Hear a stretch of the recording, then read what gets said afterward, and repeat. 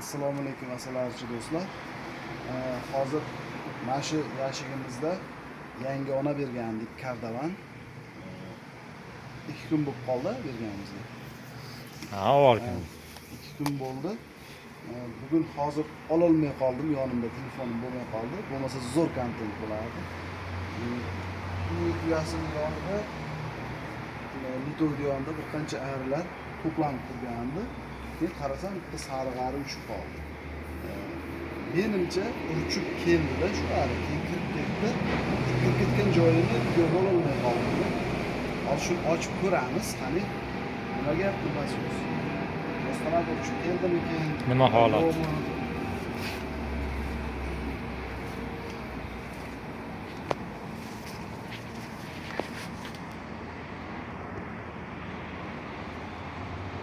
Bu oilani bugun olib kelingandi 4 ta ramkaligida. O'zlari chiqargan matkalarni o'ldirib tashlaverishdi. Oxiri keyin bunga matka berdik.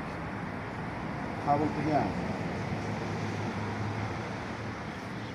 O'tirib kuzatib o'tirdim, haqiqatda shu matkamikin deb, mana ketdi.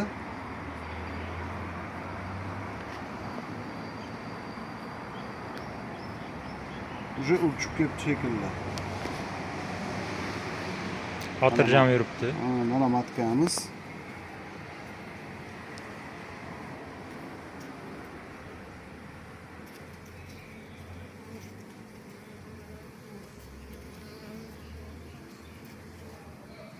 Ha, u to'xtab oldi, charchab qolibmi? Ovqatlanyapti.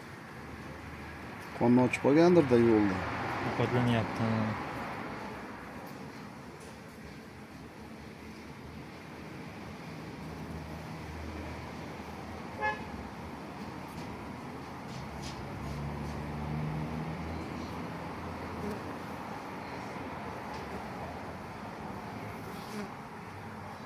Sal kattalashib qolganga ham o'xshaydi bu.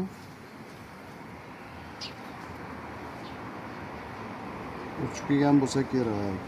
Lekin tez yurishidan atrof chekkani o'rgandim ekan.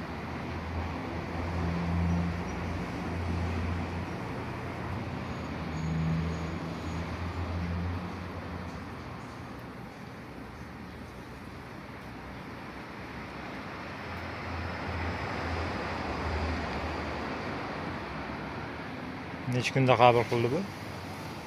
5 soatda qabul qildi. Ertalab soat mashmatkani 7 larda bergan bo'lsak, obeddan keyin soat 1 larda mana shu qapaschasini ochib yuborganmiz. Sirazi qabul qilganlar.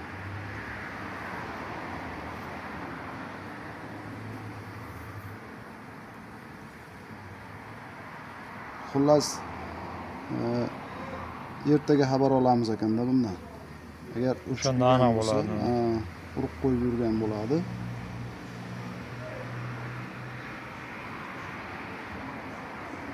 Lekin mana ko'rib turganlaringdek yaxshi holatda. Soppa-sog'.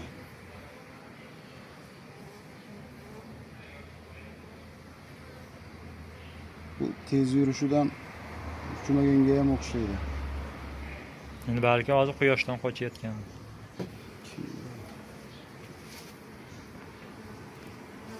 Uchib ketdi. Naryon o'tib ketdi shekilli. Uchib ketdi.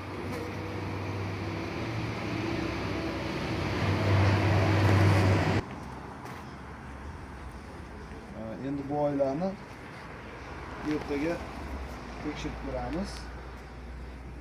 Agar haqiqatda uchib kelgan bo'lsa, ertaga qo'yib yurgan bo'ladi. Xudo xolasa, like bosib, obuna bo'lib qo'yish esdan chiqmasin.